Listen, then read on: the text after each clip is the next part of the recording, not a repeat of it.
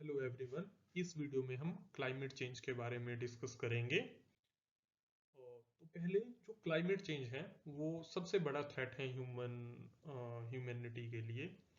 और according to World Health Organization 2030 से लेके 50 के बीच में approximately 2.5 lakh death additional per year इसकी वजह से होंगी।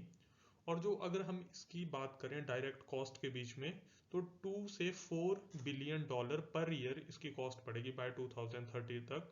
और सबसे ज़्यादा इफेक्ट इसका किस पे पड़ेगा?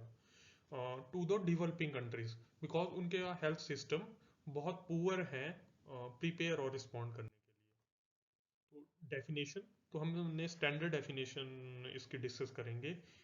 इट इज़ तो इसका मतलब जो भी डायरेक्टली और इनडायरेक्टली ह्यूमन की एक्टिविटी है जिसकी वजह से जो ग्लोबल एटमॉस्फेयर है उसकी कंपोजिशन अल्टर हो रही है। ठीक है, तो दैट इज क्लाइमेट चेंज। और ये लॉन्ग टर्म शिफ्ट है in temperature and weather patterns. Causes तो वो नेचुरल भी हो सकते हैं, जैसे कि volcanic eruptions, differences in solar radiations. And human causes में land transformation, it include various other. And in industrial processes like energy production and others. Then driving forces, तो सबसे पहले पॉपुलेशन ग्रोथ। तो अल्टीमेटली ह्यूमंस की population grow कर रही है, जिसको कैटर करने के लिए देर टेक्नोलॉजिकल एडवांसमेंट्स होती हैं। तो उस वजह से ज़्यादा गैसेज इमिट होती हैं, ग्रीन हाउस गैसेज, जिसकी वजह से अल्टीमेटली क्लाइमेट चेंज होता है। देन फर्दर अगर ज़्यादा चीज़ें होगी, ज़्यादा टेक्नोलॉजी होगी, ज़्यादा पॉपुलेशन होगी, उसकी वजह से ज़्यादा इकोनॉमिक ग्रोथ होगी। और जितनी इकोनॉमिक ग्रोथ होगी उसकी वजह से उतनी ज़्यादा इंडस्ट्रीज होगी और उतनी ज़्यादा गैसेज इमिट होगी। और अल्टीमेटली मोर क्लाइमेट चेंज होगा। Then ultimately attitude and belief of person.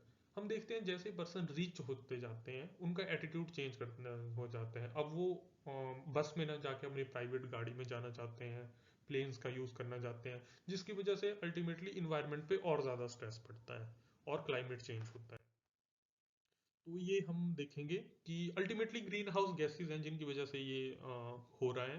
तो जो ग्रीन हाउस गैसेज इमिशन है वो किस तरह से इंक्रीज किया है? तो जो हम फर्स्ट पार्ट में देख रहे हैं on X axis, from there is timeline from 1990 to 2019, and on the Y axis there is greenhouse gases emission.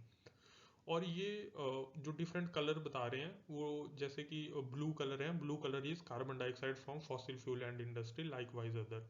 तो हम ऑन एन एवरेज देखें तो 1990 में जो अराउंड 38 थी, वो 38 थी, वो अराउंड अराउंड अबाउट 60 तक टच कर गई है ग्रीन हाउस गैसेज एमिशन। और उसमें भी अगर हम सेकंड पार्ट ऑफ ग्राफ में देखें, maximum contribution is from carbon dioxide due to fossil fuel and industry and due to fluorinated gases, इनकी वजह से मैक्सिमम हुआ है। पर ये तो हमारे पास ग्लोबल सिचुएशन आ गई। अब हमें देखना है कि इंडिविजुअल कंट्रीज कितना कंट्रीब्यूट कर रही हैं, तभी हम अल्टीमेटली स्टेप्स ले सकते हैं। तो इसमें दो डायग्राम में हम फर्स्ट की बात करें, that is cumulative net anthropogenic carbon dioxide emissions per region from 1850 to 2019।